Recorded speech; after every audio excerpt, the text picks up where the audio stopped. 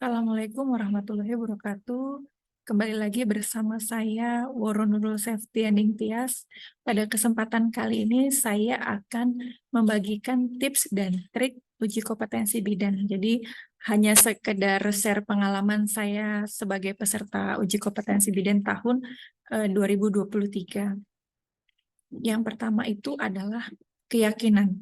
Itu jadi kemarin pada saat saya ingin mengikuti uji kompetensi bidan itu saya jauh-jauh hari memang sudah menanamkan keyakinan. Artinya pada setiap saya bangun tidur itu saya harus selalu berucap saya lulus UKOM, saya lulus UKOM gitu. Jadi otak secara tidak sadar itu otot secara tidak sadar itu merekam apa yang saya ucapkan, akhirnya saya melakukan tindakan-tindakan yang mengarah, ya bagaimana persiapan saya untuk supaya bisa lulus uji kompetensi itu, gitu. Jadi menanamkan dalam diri, jiwa, supaya semua otot dan otak kita itu siap untuk melakukan persiapan uji kompetensi dan akhirnya cita-cita kita, apa yang ingin kita capai itu bisa terwujud gitu. Jadi harapannya kan memang bisa lulus UKOM ya gitu. Itu yang pertama. Kemudian yang kedua itu kita harus siapkan waktu untuk persiapan atau mereview materi gitu. Jadi mungkin teman-teman di sini yang memang waktunya sangat terbatas, mungkin bisa sekedar sharing saja. Misalnya kita punya prepare nih 1 minggu itu kita review materi. Jadi hari pertama itu kita mau bahas apa? Bukan bahas sih, sebenarnya lebih kepada banyak membaca dulu ya. Jadi dalam persiapan 1 minggu pertama itu banyak membaca atau mereview, misal 1 hari full kasus kebidanan gitu ya. Terus nanti hari kedua kasus persalinan, kasus BBL hari ketiganya, terus nanti hari keempat kasus nifas gitu. Nah itu kita review dulu aja materi buka-buka, karena sebenarnya kita kan sudah pernah mendapatkan materi-materi tersebut pada saat pada saat perkuliahan D3 gitu. Jadi hanya sekedar mereview dulu. Jadi 1 minggu pertama tuh full saya mereview untuk membaca materi. Jadi materi-materi pembahasan itu semua saya baca, dan kalau bisa memang setelah dibaca itu kita tulis ulang gitu. Jadi kalau saya biasanya setelah membaca, saya menarasikan sesuai dengan apa yang ada di otak saya gitu. Jadi saya tulis misalnya kasus kebidanan itu yang penting-penting apa sih kasusnya? Ada misalnya ada anemia atau ada tanda bahaya gitu-gitu. Atau kehamilan kehamilan dengan penyulit. Nah, itu biasanya saya review ulang gitu. Terus kalau misalnya di persalinan juga seperti itu di hari kedua, kalau misalnya saya sudah membaca, terus saya kemudian tulis lagi tuh, tulis manual gitu kan. Ada kalau 1, 2, 3, 4. Terus masalah-masalah apa yang suka terjadi di persalinan gitu kan. Di persalinan itu kan ada patologinya kayak misalnya apa, distosia bahu, kemudian ada PEB. Nah, gitu-gitu. Jadi tata laksananya bagaimana? Nah, itu udah di luar kepala ya, kita tulis tangannya gitu. Nah, yang ketiga itu tipsnya adalah gunakan referensi terbaru yang berlaku secara nasional. Artinya kita memang harus membaca materi-materi yang terbaru gitu. Jadi mau APN ya yang terbaru gitu. Mau kasus membaca materi nifas ya yang terbaru gitu. Jangan materi-materi lama, dan yang berlaku tuh harus berlaku secara nasional. Kemudian yang keempat, tipsnya itu kita harus latihan. Nah, latihan itu latihan apa gitu. Jadi ada pertama latihan mengerjakan soal. Jadi teman-teman tuh harus browsing browsing di Google, itu juga banyak ya terkait dengan pengerjaan terkait dengan soal-soal UKOM, atau di institusinya teman-teman itu kan dosen-dosennya juga biasanya menuliskan soal vinyet. Nah, itu dimulai dari situ aja dulu. Jadi coba menjawab banyak soal dulu gitu. Nanti dari latihan mengerjakan banyak soal, kita juga sambil berjalan melatih mencari key point dari satu soal itu. Jadi apa, kata kuncinya dari soal itu apa saja sih gitu. Dan kalau misal teman-teman melihat buku soal UKOM, memang ada beberapa yang buku UKOM-nya itu soalnya itu ada yang tebal, ada yang ditulis tebal. Nah, itu tebal itu adalah key point gitu. Jadi kalau teman-teman yang beruntung gitu ya, melihat buku soal UKOM, itu ada pembuat soal yang memang dia sudah menentukan key point-nya tuh sudah dikasih tahu, dicetak tebal gitu ya. Itu buku-buku soal UKOM ya, bukan yang ada di pelaksanaan UKOM. Kalau di soal pelaksanaan UKOM itu tidak kelihatan, jadi semua tulisannya sama gitu. Tidak ada yang garis tebal atau garis miring atau di garis bawah, itu tidak ada. Tapi kalau teman-teman mengikuti bimbel dan lain-lain itu nanti diajarkan bagaimana cara mencari key point-nya gitu. Jadi dalam satu soal itu kata kuncinya apa gitu. Nah, ini penting banget untuk supaya kita bisa menjawab atas pertanyaan tersebut gitu.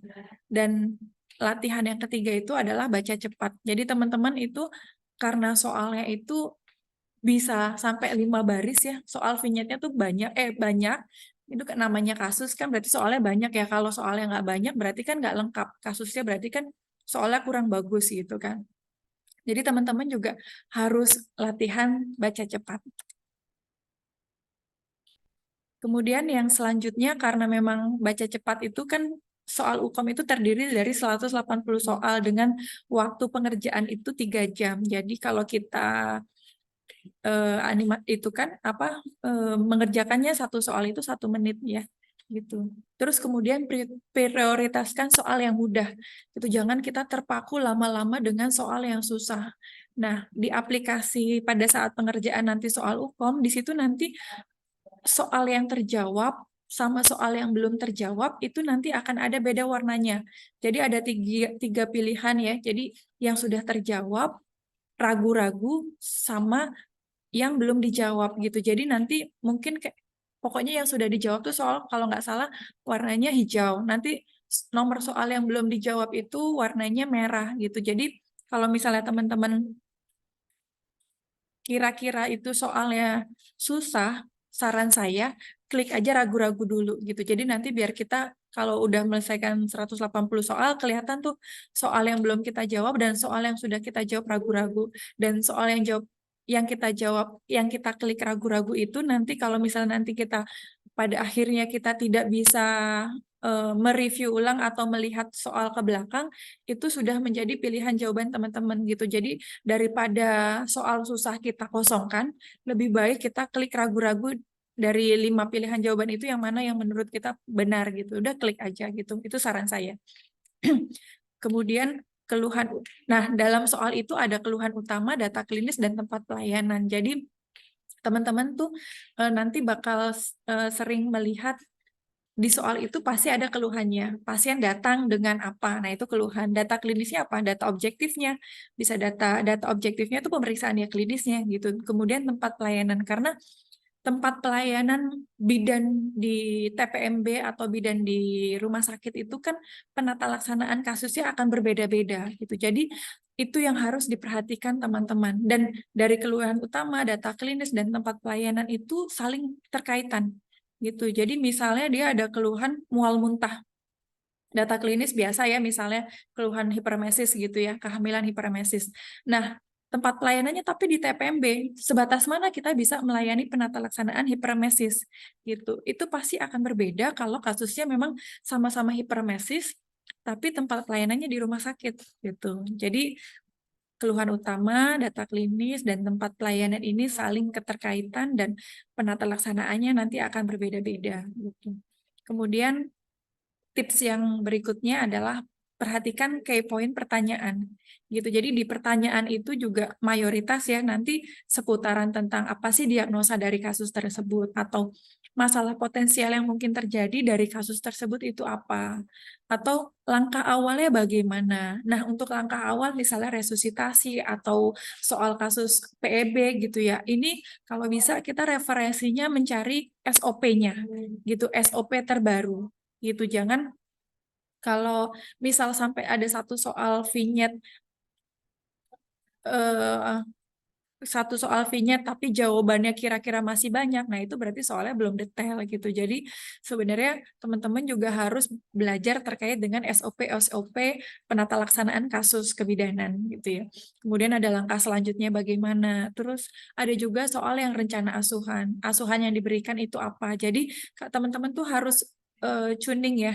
Ini tuh pertanyaannya langkah awal apa asuhan. Kalau langkah awal itu dia lebih ke arah tindakan pada saat itu harus diapakan gitu. Tapi kalau asuhan ya itu secara keseluruhan, asuhannya mau diberikan apa gitu. Terus juga soal kemarin ada terkait dengan pendidikan kesehatan gitu, itu Penkes. Apa pendidikan kesehatan yang diberikan untuk kasus tersebut itu contohnya.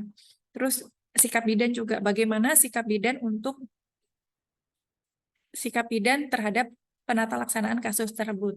Itu juga ada. Dan yang terakhir tips saya adalah berdoa. Jadi jangan putus untuk berdoa karena dari doalah eh, yang bisa membuat kita menjadi lulus sesuai dengan apa yang kita harapkan.